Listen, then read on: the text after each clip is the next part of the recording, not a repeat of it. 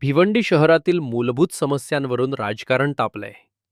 महाराष्ट्र नवनिर्माण सेनाने मनपा प्रशासनाविरोधात आक्रमक भूमिका घेत विविध विभागांना निवेदन सादर केले.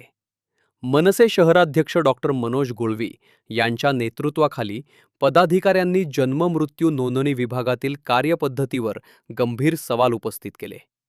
नागरिकांना वेळेत दाखले मिळत नसल्याचा आरोप करण्यात आलाय. अर्ज करूनही वारंवार कार्यालयाचे फेरे मारावे लागत असल्याने सर्वसामान्यांना मानसिक आणि आर्थिक त्रास सहन करावा लागत असल्याचे मनसेने म्हटले आहे. तसेच शहरातील अनियमित पाणीपुरवठा आणि वाढती वाहतूक कोंडी यांसारखे प्रश्नही निवेदनात मांडण्यात आले.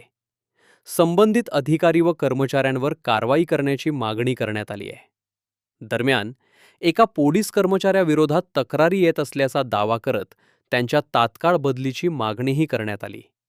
कारवाई न झाल्यास आंदोलनाचा इशारा देण्यात आलाय. दादा काय म्हणणार, इथं कशासाठी आलते आणि डीसीपी कडून आपल्याकडला काय काय आश्वासन घेतले?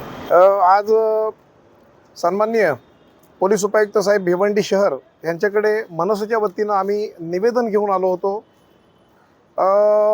भिवंडीमध्ये जो सबजेल आहे त्या सबजेलमधून सराईत गुन्हेगार, मी त्याचं नाव मीडियासमोर मुद्दाम घेत नाही, परंतु एक सराईत गुन्हेगार हा त्याने पलायन केलेला आहे.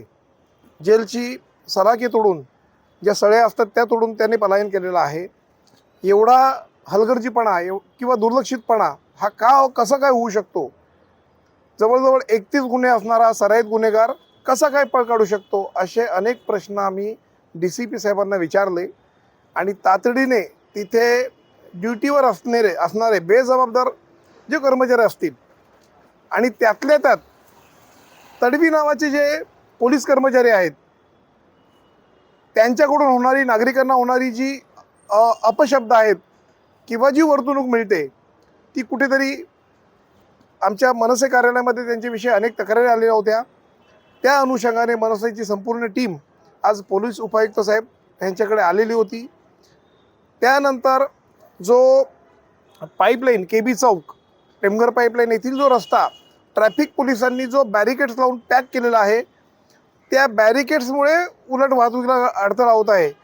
खरं तर हा DCP साहेबांच्या अखत्यारीत विषय नाही आहे, परंतु साहेबांनी आम्हाला तरी आश्वासित केलं की मी ट्रॅफिकच्या DCPंना तातडीने हा विषय कळवतो, बॅरिकेड्स ते ताबडतोब हटविण्यात यावे अशी मागणी आम्ही पोलीस उपायुक्त साहेब यांच्याकडे केलेली आहे.